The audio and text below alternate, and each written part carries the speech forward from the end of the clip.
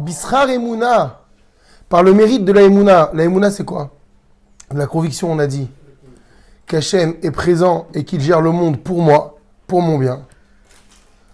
Par le mérite de la Emouna, chez Eminu Avotenu Bachem, dont ont fait preuve nos ancêtres, Zachou Vesharta Aleem Ruach HaKodesh, ils ont eu le zchut, le mérite, que réside sur eux le Ruach HaKodesh, l'esprit divin, littéralement Ruach HaKodesh, l'esprit du Saint, Ve'amru Shira, et ils ont entonné, grâce à cette prophétie, ce cantique, Aziashir Moshe. Tous ensemble. Cette Emouna qui a mené donc à la prophétie. Chez Neymar, comme il est dit, Vayaminu Bachem ou Moshe Avdo, ils ont eu la Emouna en Hachem et en Moshe son serviteur. Veneymar, et juste après, Aziashir Moshe ou Vne Israël. Et Moshe et Israël ont chanté. Donc le Az, il vient bien montrer qu'il y a une relation de cause à effet entre la Emouna, cette Emouna qui va mener à un roi HaKodesh, à une prophétie, et cette prophétie qui va s'exprimer par cette chanson, cette composition. Maintenant, on va voir plusieurs questions en réalité à partir de là. D'Ivri Chazal et Lutz Richimbio, les paroles de nos maîtres nécessitent un développement. Ketzad Zachou Bene Israël, Leitalot Bevatachat, Me'omek Tumat Mitzrayim, les Madrega Gevoa Kolkach.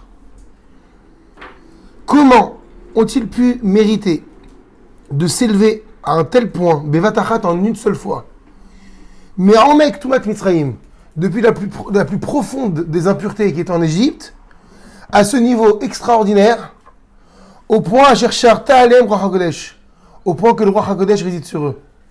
Combien de temps s'est écoulé entre les deux? Entre le moment où on sort de l'impureté égyptienne et on arrive à la mer? Une semaine. Donc comment est-ce qu'en une semaine, où tu es en train de me dire, tu nous avais expliqué dans la Torah, qu'Hachem, il a hâté notre sortie parce qu'on était en train de s'enfoncer dans le 50e degré d'impureté.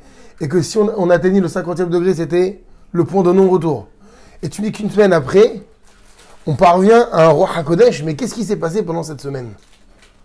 Comment est-ce qu'on a fait ça? Ketzad Zachou Ben Israël, comment ont-ils eu ce mérite, l'Italot, de s'élever à un tel point aussi rapide, en une seule semaine?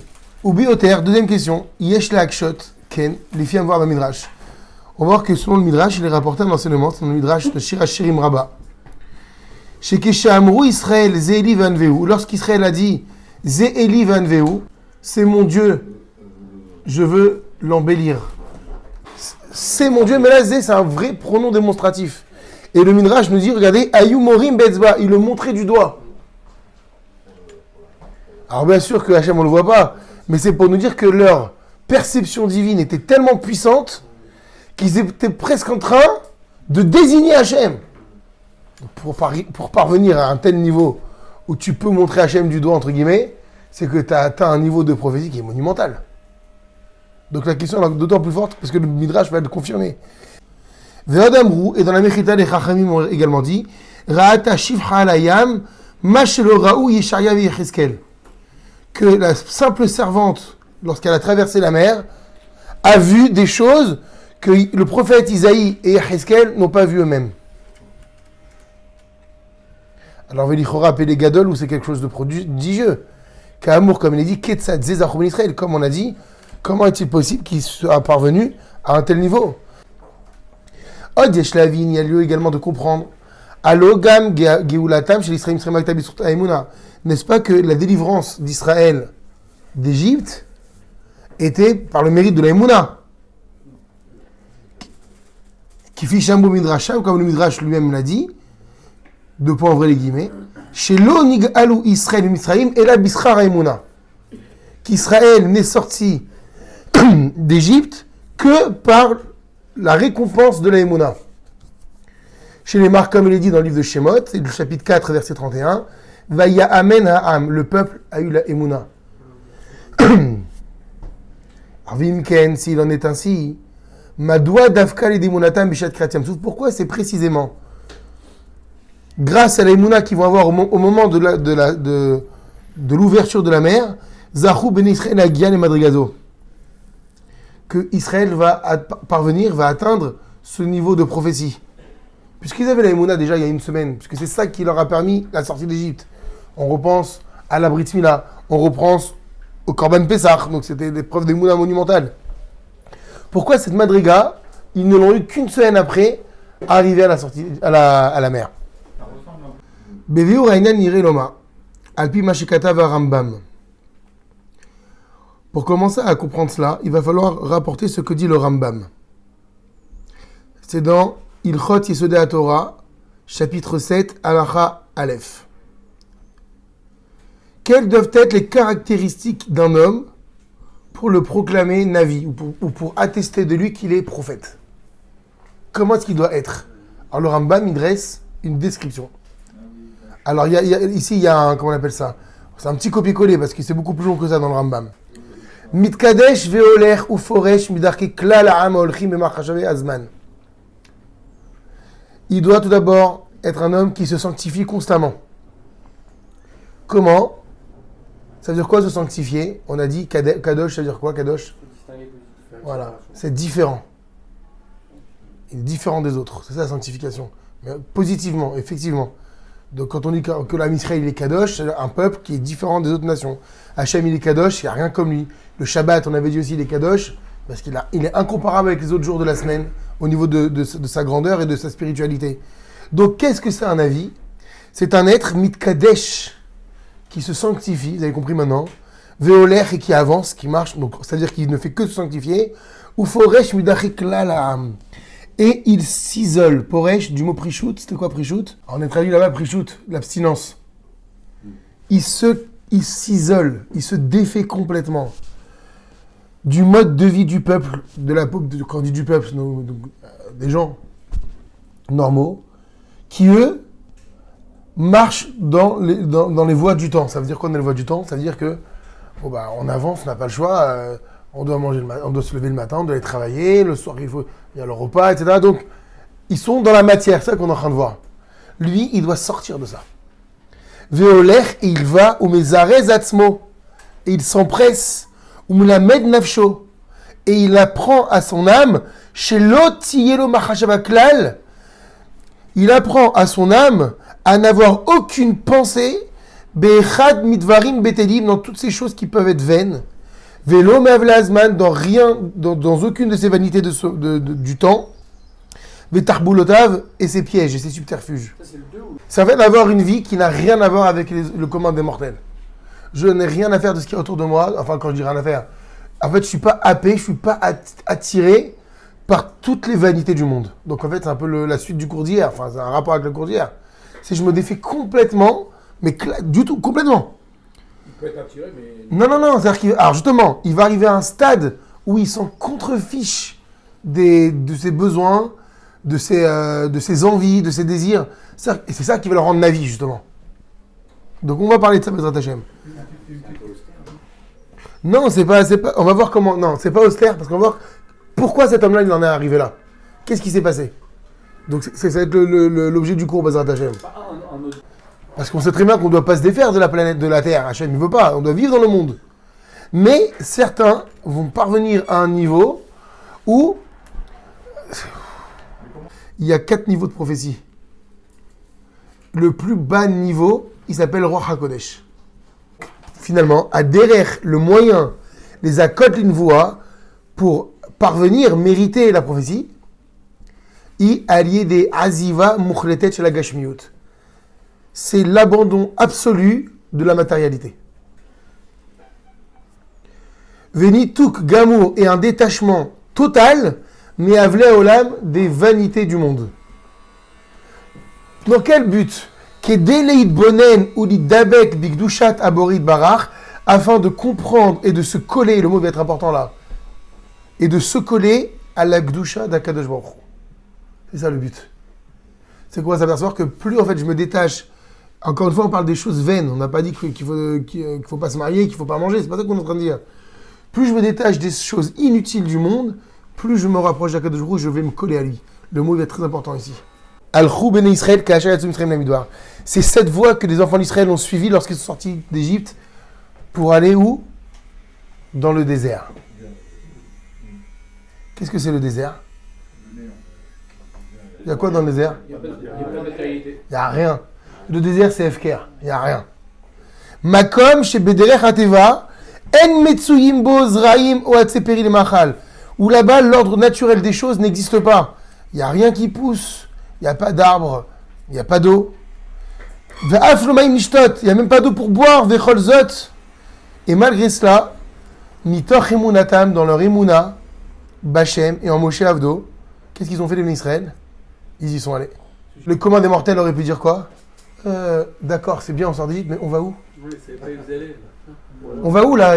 On va des centaines de kilomètres, des milliers de kilomètres de sable devant nous, on va où? Et malgré tout, ils y sont allés sans sourciller, sans poser la question, mais est-ce qu'il n'y a pas un autre endroit où on pourrait aller que celui-là? Urfi Shamu Chazal, comme le disent nos Chachamim dans la Mechilta, à la Katouv à propos du verset, Vegam Tzedal ou Asoulay, même avec eux, ils n'avaient pas de provision. Le Odiam Shifran Israël, c'est pour montrer l'éloge d'Israël, pour faire savoir l'éloge d'Israël. Chez l'Oamrou les Moshe, ils n'ont pas dit à Moshe, Each Netse la Midbar, comment sortir vers le désert? Ve'enanu Tzedal on n'a aucune provision. Et là, Eminou, mais ils ont eu la Emouna, Ve'alchou Achar Moshe, et ils ont suivi Moshe. Alors Bekar, grâce à cela, Bitlou Bene Israël Machashava, qu'a fait Israël? Il a simplement annulé Bemachashava par la pensée, ou Bemaasé et concrètement, et Rashivutam chez Tzorche Agouf, l'importance des besoins corporels.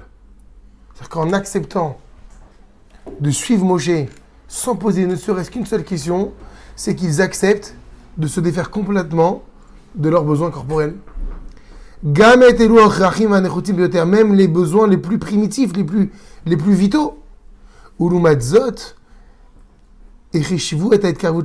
Et hormis cela, ils ont considéré comme le plus important le rapprochement avec Hachem, ça, et Karvout. Alidé Ali Khatam, comment? Par le fait d'être parti dans le désert pour devenir son peuple. Donc il y a deux notions ici. Il y a le fait d'abandonner la corporalité, comme on l'a dit tout à l'heure selon le Rambam, et la volonté de connaître Hachem. Parce que c'est ça. Nous, on croit dans notre tête, ils ont fui l'Égypte parce qu'ils ne voulaient plus être opprimés. Pas du tout. Arrêtons de croire ça. Ils sont sortis d'Égypte pour devenir les serviteurs d'Hachem. J'ai dit, on a dit dans la Gada, ils n'ont pas fui l'Égypte, ils ne se sont pas sauvés. On les voit courir parce qu'Hachem leur dit c'est maintenant qu'il faut partir. Donc ils n'ont pas eu le temps de préparer, donc ils courent.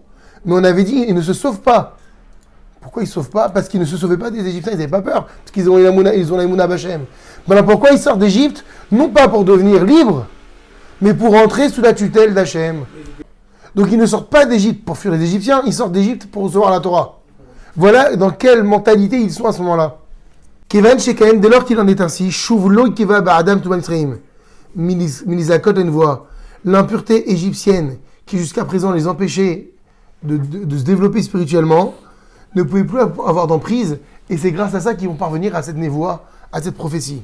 Shahari Ochichou Israël, parce que grâce à leur action, à leur comportement, Israël a prouvé que Datam Penouya les Marla, pour reprendre l'expression du Rambam, que leur esprit était tourné vers Hachem uniquement. L'italot, pour s'élever, ou l'idabek b'Hachem, et pour se coller à Hachem. Ve'en machashavtam nimshechetod achar avle olam, et que dorénavant, leur pensée n'était plus tournée vers les vanités du monde. Puisqu'ils ne se posent même pas la question, qu'est-ce qu'on va manger, qu'est-ce qu'on va boire? Ou bivadai, shelo achar tumat misraim, et donc il est assuré qu'ils n'avaient plus avec eux cette impureté égyptienne qui les empêchait justement de se coller à Kadosh Baruch Hu. Omnam, cependant, bien qu'ils soient parvenus à un superbe niveau à la sortie d'Égypte, ils n'ont pas encore atteint le niveau de la sortie du moment de la mer de Yamsouf. Et ceci pour deux raisons. Aïchad, premièrement, pourquoi? Mishum Sherak Biotam Al Yamsouf, ce n'est qu'en étant littéralement Aliam, sur la mer, donc en traversant la mer, que Ishlimu Bnei Israël, que les Bnei Israël ont parfait ou ont complété et Prishatam Avler Olam, c'est-à-dire entre guillemets leur abstinence. Comment est-ce qu'on sait ça? Kasher Bitelou Lora Ketzorche Goufam. C'est pas que jusqu'à présent on s'était défait des besoins corporels, mais à travers le fait de se jeter à l'eau, de quoi on se défait là? Non pas des besoins du corps complètement. On est rentré dans l'eau alors que la mer était encore fermée. Donc ça veut dire qu'on a atteint un niveau de pre-shoot monumental. Jusqu'à présent, c'est vrai. On n'avait pas de quoi manger, on n'avait pas de quoi boire. Mais on ressentait encore notre corps. Mais là, le fait de dire à Hachem, tu sais quoi, même notre corps, on le jette à l'eau. C'est qu'on atteint un niveau, à ce moment-là, qui est monumental. Que même à la sortie d'Égypte, on n'avait pas encore. Est-ce qu'on peut ressentir ça aujourd'hui? Est-ce qu'un homme peut ressentir ce besoin? C'est-à-dire, ne plus ressentir le besoin de faire attention à son corps. Si je te dis, si on dit à un homme, voilà, je jette ton fils du 10e étage ou je te jette toi? Qu'est-ce que tu réponds? Pourquoi t'as pas peur pour ton corps? Maintenant, est-ce que tu arrives à un stade d'amour pour ton fils tellement puissant que ça ne te viendrait même pas à l'esprit de te dire mais je vais peut-être me faire mal ou je vais mourir? C'est ça dont on parle. Vous imaginez que les Bnei Israël, ils ont ressenti pour Hachem ça? Quoi qu'il arrive, qu'est-ce que je m'en fiche de mon corps? C'est ça qu'on va appeler la dvekut, le fait de se coller à Hachem. Bemosram et Nafsham, lorsqu'ils ont donc livré, voilà, Messirut Nefesh, ils ont livré leur vie, l'Ired Layam pour descendre dans l'eau, Kedé les Kayem et Devar Hachem, pour pouvoir réaliser la parole d'Hachem. Hachem m'avait dit quoi également? Matitzakela, il a dit à Moshe, pourquoi tu cries vers moi maintenant? Il y a la mer devant, il y a les Égyptiens derrière, c'est pas, vous ne criez pas vers moi, dis-leur de rentrer dans l'eau. Maintenant l'eau elle est fermée, ils sont rentrés. Hachem il a dit on rentre. C'est ça, c'est le Messirut Nefesh. Orfi Shamou Chazal, comme l'ont dit nos Chachamim dans Shemot Rabbah. Mikan Atalamed, et d'ici tu apprends. Chez l'Onikra Lahem Ayam, que la mer ne s'est fendue pour eux. Hachebaou les Toho Atrot, même que lorsqu'ils sont entrés à l'intérieur, jusqu'aux narines. Ou Bekar, et par cela, et Sirou Me'atmam Kol Shemet Shel Rezon Gashmi, Kedé la Torah Konam. Ils ont enlevé, par cette occasion-là, toute trace de besoin corporel. C'est-à-dire qu'il n'y avait plus rien. Le fait de rentrer dans l'eau était une preuve que pour eux, la corporalité n'avait plus de raison d'être. Maintenant, il y avait qu'Hachem. Sinon, ils ne seraient pas rentrés dans l'eau. Mais non, elle est froide. Non, attends, je ne nage pas très bien. Deuxième raison, Mipédé chez Be'amdam Aliam Souf. Parce que lorsqu'ils sont, on va voir que c'est une deuxième réponse qui en réalité complémentaire avec la première. Que lorsqu'ils sont tenus maintenant sur la mer, Zachul Ma'alata Aikarit chez la Nevoa. Ils ont obtenu le niveau essentiel de la prophétie.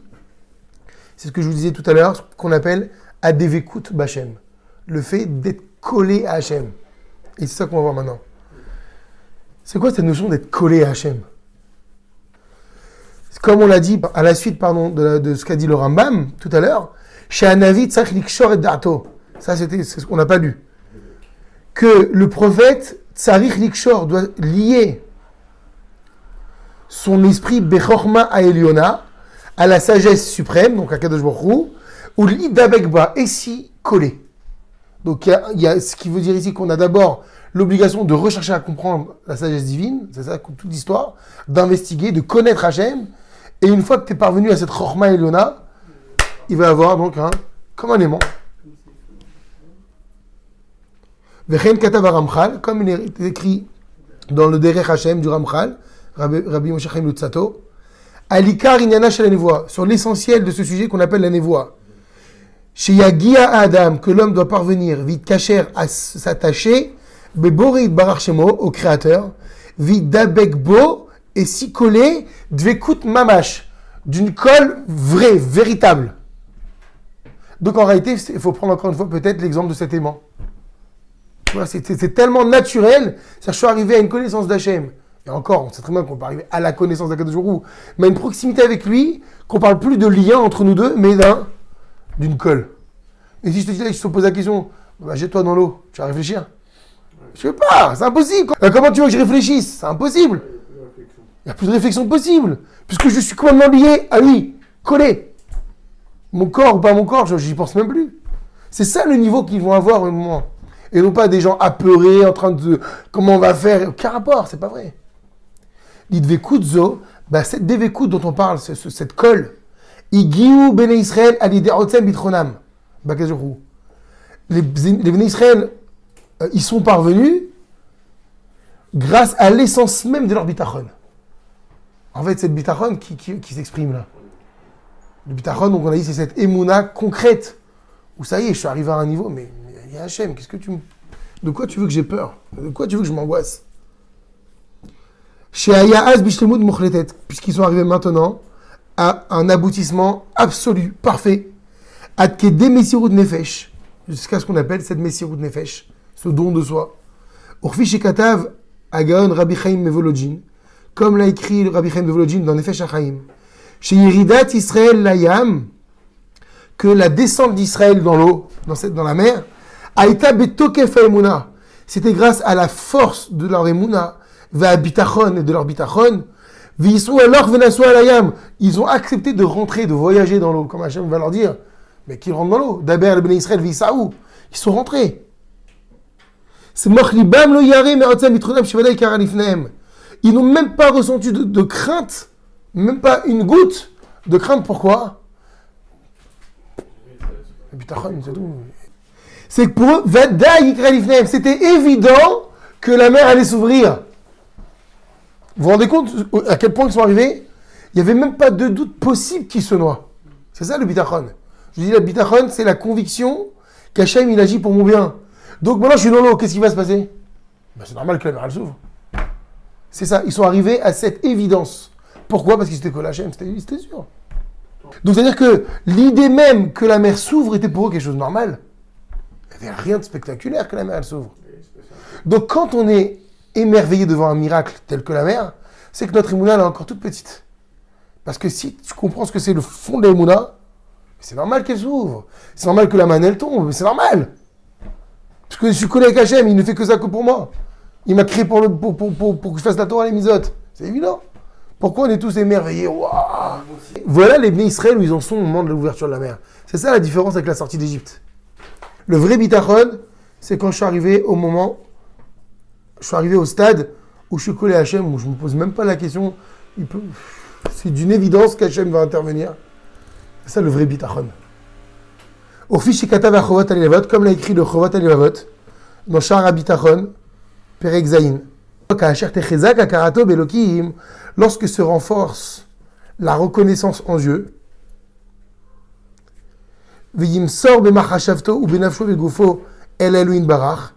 et qu'un homme, du point de vue de sa pensée et de son être et de son corps, il est prêt à tout donner pour Hachem, ça il me sort.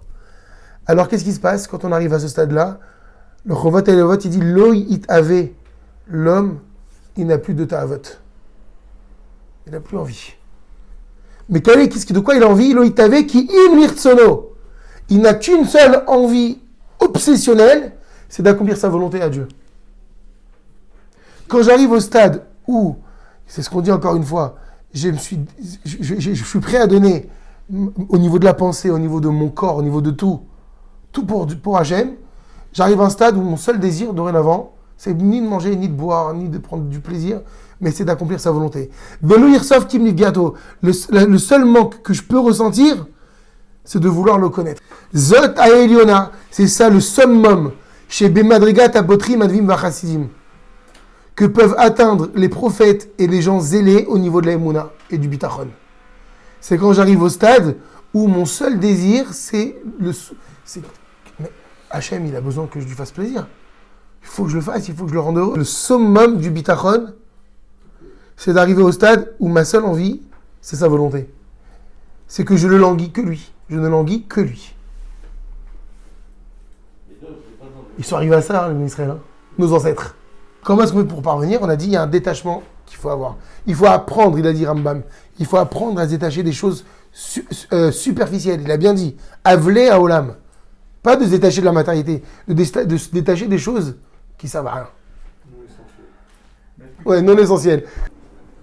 Ve'alpid varav, et selon ces propos du Chovat Alevavot, Katav Meshech Chochma, le Meshech Chochma, il a écrit Shekivan Sheitzayer Adam Shudavuk Lashgacha Lena Mamshem Barach. Dès lors qu'un homme Yitzayer, ça veut dire s'imagine, qu'il est collé à Hachem, ou Margish Hachem Barach Bilav, et qui ressent Hachem dans tous ses domaines, il ressent Hachem dans tout ce qu'il fait plus que lui-même. Donc c'est-à-dire qu'on est arrivé à un niveau où Hachem il passe avant toi. Lorsqu'un homme il imagine ça, qu'il arrive à ce stade-là, il ressent ça, alors qu'est-ce qui se passe? Aza Adam Batouar Venar, ça veut dire quoi? L'homme il arrive à un niveau où il se sent en sécurité, Vénach, il est serein. C'est-à-dire, quelle que soit la situation, pas paniquer. Il ne sait pas qu'il se force à ça, c'est qu'il parvient à ça. Quand un homme a le bitachon, il se sent, c'est ça le mot bitachon, en sécurité, il se sent, il sent qu'on veille sur lui. Vénach, mais il se sent serein. Il est serein, pourquoi il panique plus, il n'y a plus d'angoisse, il n'y a plus d'inquiétude. Véno doeg, nous malina, il ne se fait plus de soucis sur ce qui arrive. Parce que parce que quelle serait l'utilité de ses capacités à lui par rapport aux capacités d'Hachem? Tu arrives devant le fait accompli, tu as un problème, tu as une galère. Maintenant, tu as tes possibilités à toi qui peuvent te sortir de la situation et tu as les possibilités d'Hachem. Quand tu as le bitachon, tu dis, mais c'est sûr qu'il va gérer l'histoire. Même si moi maintenant je ne vois pas la solution, mais c'est sûr qu'il y a une solution parce qu'Hachem il s'occupe de moi. C'est ça, c'est avoir l'évidence qu'Hachem il s'occupe de moi et il ne fait que ça. Quoi qu'il arrive, Hachem il a prévu déjà pour moi le bien. C'est ça, écoute. Et donc on comprend bien ce que disaient nos maîtres. Bisrar et Emouna chez Imnu Avdenu Bachem, par le mérite de la Emouna dont ils ont fait preuve, nos ancêtres, en Dieu, Zahou, ils ont eu le mérite, Vesharta, Lehem Ruach HaKodesh, que réside sur eux l'Esprit divin, Ve'amru Shira, et donc ils ont entonné la Shira. Donc la différence qu'il y a entre la première étape qui était la sortie d'Égypte et la seconde qui était l'arrivée dans la mer, c'est que la première étape, c'est que les Bnei Israël ont fait une preuve d'une Emouna qui s'exprimait par le fait de se défaire des besoins corporels. On ne mange pas, on ne boit pas, on ne sait pas comment on va dormir. Alors que le niveau qu'ils ont atteint lors de la mer Rouge, ce n'est pas les besoins corporels dont ils se sont défaits, c'est de leur corps eux-mêmes. Et cette expression de se défaire de leur corps, c'était la Messir Nefesh, c'était ce don de soi qui a amené ce qu'on appelle la Dvekut, le fait de se coller à Hachem. Pourquoi je pense plus à moi? Parce qu'il y a Hachem avec moi. Là, je ressens, je suis collé à Hachem, donc du coup, qu'est-ce qui se passe? Puisque tu es collé à Hachem, il peut rien t'arriver. La mer, elle souffre, c'est normal. Ce niveau-là, extrême, on ne l'avait pas à l'époque de la sortie d'Égypte. On avait un super niveau, mais c'était une abstinence physique. Mais ce n'était pas un retrait de son corps, comme ils vont le ressentir lorsqu'ils vont devant la mer. Et c'est ça qui va les amener à la névoie, à la prophétie, et c'est comme ça qu'ils vont chanter ensemble à l'unisson la Shira.